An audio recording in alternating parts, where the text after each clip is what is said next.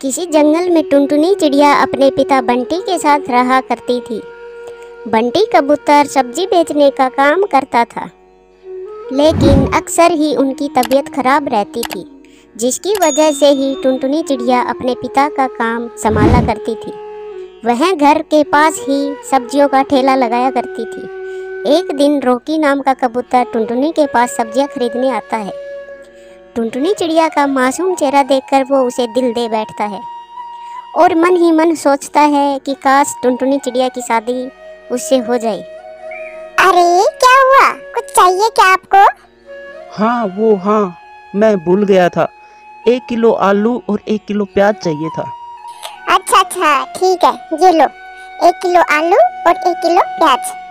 अब तो रोजाना ही रॉकी कबूतर टुनटुनी चिड़िया को देखने के बहाने से उसके ठेले पर रोज ही सब्जियां खरीदने आने लगा और एक दिन हिम्मत करके टुनटुनी चिड़िया के पिता के पास गया और कहा, मैं आपकी बेटी को पसंद करता हूँ और उससे शादी करना चाहता हूँ। अच्छा, क्या काम करते हो? पढ़ा लिखा हूँ लेकिन अभी बेरोजगार हूँ, काम की तलाश कर रहा हूँ, पर आपकी बेटी को मैं पलकों पर बिठा कर रखूँगा। मुझे आपकी बेटी के अलावा कुछ भी नहीं चाहिए। गरीब पक्षी की बेटी की शादी, और वो भी बिना दहेज के, यह बहुत ही बड़ी बात थी। अपनी गरीबी की वजह से बंटी कबूतर ने अपनी बेटी की शादी रॉकी के साथ तय कर दी और कुछ दिनों में रॉकी और टुनटुनी की शादी बड़े ही साधारण तरीके से हो गई। आओ आओ बहू रानी, हमारे घर में तुम्हारा स्वागत है। टुनटुनी चिड़िया ने पूरे घर पर नजर दौड़ा कर देखा। रॉकी का घर छोटा था, लेकिन उसके पिता के घर से अच्छा था। टुनटुनी चिड़िया ने अपनी सास मीनू के पैर छुए और उसके बदले में खूब सारा आशीर्वाद लिया। कुछ दिनों बाद ही रॉकी कबूतर की नौकरी एक प्राइवेट कंपनी में लग गई, लेकिन बदकिस्मती से कुछ ही महीनों में वह नौकरी भी छूट गई। अच्छी रॉकी जी, ऐसा कब तक चलेगा? कोई तो काम करना ही पड़ेगा ना। अच्छा टुनटुनी, तो अब तुम ही बताओ मैं क्या करूं? इतनी डिग्रियां होने के बाद भी कोई काम मिलता है तो वो भी महीने 2 महीने में छूट जाता है। अब तुम ही बताओ मैं क्या करूं? अरे बहू, जमा पूंजी भी सब खत्म हो गया है और इसकी नौकरी से जो कुछ मिलता है उससे भी गृहस्थी नहीं चलती पूरी तरह। अब तू ही बताइए, अकेला आखिर क्या ही करेगा? हाँ माँ जी, मैं जानती हूँ ये भी परेशान है, पर ज्यादा नहीं तो कम पैसों में कहीं काम कर ले, कम से कम साग सब्जी के खर्चे तो निकल जाएंगे। कुछ दिनों बाद ही रॉकी को कालू कौवा के यहाँ मजदूरी का काम मिल जाता है। रॉकी मजबूरी में कहीं काम न मिलने के कारण मजदूरी के काम के लिए हाँ कर देता है। मजदूरी के बदले में सेठ कालू कौवा उसे 5,000 रुपये देता है और इस 5,000 रुपयों से ही रॉकी अपने परिवार का गुजारा करता है। एक दिन, अरे बहू, आज खाने में क्या बनाया है? कुछ नहीं माँ जी, आज खाने में कोई सब्जी नहीं है। आज बनाने के लिए कोई सब्जी थी ही नहीं। माँ जी, मैं सोच रही हूँ कुछ दिनों के लिए मैं अपने पापा के घर हो आती हूँ। पापा 4-5 दिन की सब्जी तो दे ही देंगे। नहीं बहू, ऐसा अच्छा नहीं लगता, और वैसे भी वो लोग क्या सोचेंगे कि घर की सब्जी खत्म हो जाती है तो बेटी को मायके भेज देते हैं। ना बहू, हम सब्जी नहीं खाएंगे। ठीक है माँ जी, मैंने थोड़ी सी रोटियां बना ली है और अचार के साथ खा लेंगे। पापा ने थोड़ा सा अचार भेजा था। वैसे भी रॉकी जी की सैलरी महीने के आखिर में आती है, हम लोग आज ये अचार से ही खाना खा लेंगे। टुनटुनी ने खाना परोस दिया। खाने में अचार और रोटी थी। अरे टुनटुनी, आज सब्जी नहीं बनाई क्या? वो रॉकी जी, सब्जी खरीदने के लिए घर में पैसे नहीं है। अब हमें कुछ दिनों तक अचार रोटी ही खानी पड़ेगी। अरे बहू, ये अचार तो बहुत स्वादिष्ट है। ये किसने बनाया? मेरी माँ बनाती है माँ जी, वैसे मैं भी बना लेती हूँ। टुनटुनी, अब की बार जब सेठ जी सैलरी दे देंगे तो तू अपने लिए अचार जरूर बनाना। सच में माँ, ये अचार बहुत स्वादिष्ट है। हाँ जी रॉकी जी, मेरी मम्मी कहती है अगर सब्जी ना मिले तो एक समय अचार के साथ रोटी भी खा सकते हैं। हाँ बहू, इतना स्वादिष्ट अचार खाने को मिले तो मैं हर समय रोटी अचार ही खाऊं। इसी तरह कुछ दिन बीत जाते हैं। एक दिन टुनटुनी चिड़िया अपनी सास बबली से कहती है, माँ जी, घर में थोड़े से नींबू रखे हैं तो मैंने सोचा क्यों न नींबू का अचार बना लूं। माँ जी, जरा चख कर बताना कैसा बना है अचार। अरे वाह बहू, ये नींबू का अचार तो बहुत स्वादिष्ट है। दोनों माँ बेटी के हाथों में तो जादू है, जादू। एक बात कहूँ जी?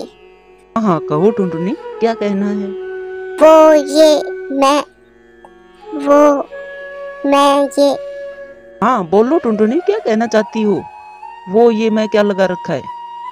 रोकी जी, मैं सोच रही थी क्यों न मैं इस तरह अचार बनाकर बाजार में बेच दूं। वैसे भी मैं और माँ जी दिन भर ऐसे ही बैठे रहते हैं। अचार बनाने से हमारा समय भी कट जाएगा और अचार बेचकर कुछ पैसे भी आ जाएंगे। लेकिन बहू, मुझे अचार बनाना नहीं आता। अरे माँ जी, अगर रोकी जी हाँ बोले तो मैं आपको भी अचार बनाना सिखा दूंगी।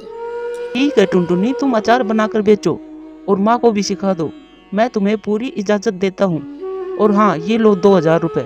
अचार बनाने का सारा सामान खरीद लाना।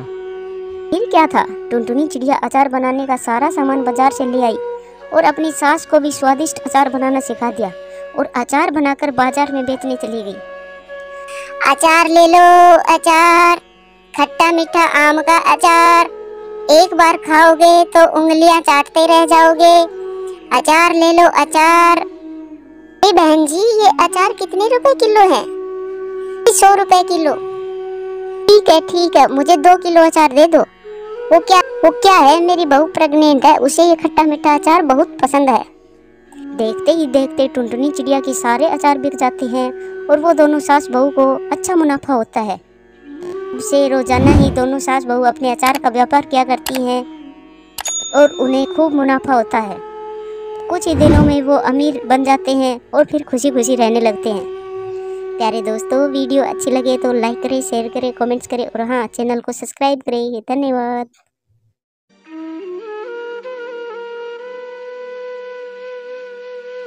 दूर किसी जंगल में टुनटुनी चिड़िया अपनी 2 बेटियों के साथ रहा करती थी। टुनटुनी चिड़िया बहुत गरीब थी। जंगल में बारिश का मौसम चल रहा था। मेरे बच्चों, बस थोड़ा सा सब्र रखो, ये बारिश रुके तो मैं तुम्हारे लिए कुछ खाने को लाती हूँ। जंगल में तेज मूसलाधार बारिश हो रही थी। टुनटुनी अपने बच्चों के साथ एक छोटे से टूटे हुए घोंसले में रह रही थी। बारिश की वजह से वह घोंसला काफी कमजोर हो गया था। इधर टुन्नी के बच्चे भूख के मारे बिलख रहे थे।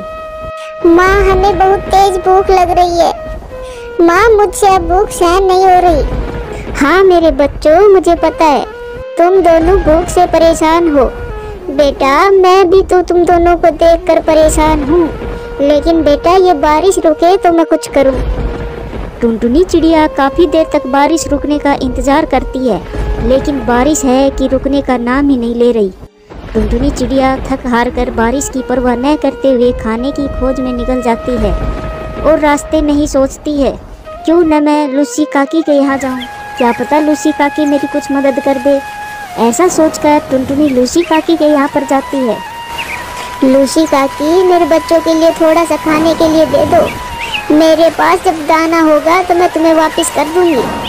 अरे टुनटुनी चिड़िया, तुम तो जानती हो 2 दिनों से लगातार बारिश हो रही है। हम भी खाने को लेकर बहुत परेशान हैं। और हाँ, मैं तो वैसे भी मिट्टी के बर्तन बेचकर ही गुजारा करती थी और अब बारिश की वजह से वहाँ भी नहीं जा पा रही। हाँ, अगर तुम मेरा थोड़ा सा काम कर दो तो मैं तुम्हें बदले में कुछ पैसे दे सकती हूँ। हाँ लूसी काकी, बताओ मैं आपका क्या काम कर सकती हूँ। अरे टुनटुनी, तुम मेरे ये मिट्टी के बर्तन बेच कर आओ। वैसे भी ये बारिश में खराब हो रही हैं, शायद थोड़े पैसों की कुछ मदद हो जाए। पर लूसी काकी, इस मिट्टी के बर्तनों को इस बारिश में कौन खरीदेगा। अरे टुनटुनी, तुम अपने बच्चों की सोचो, तुम्हें उनका पेट भरना है या नहीं।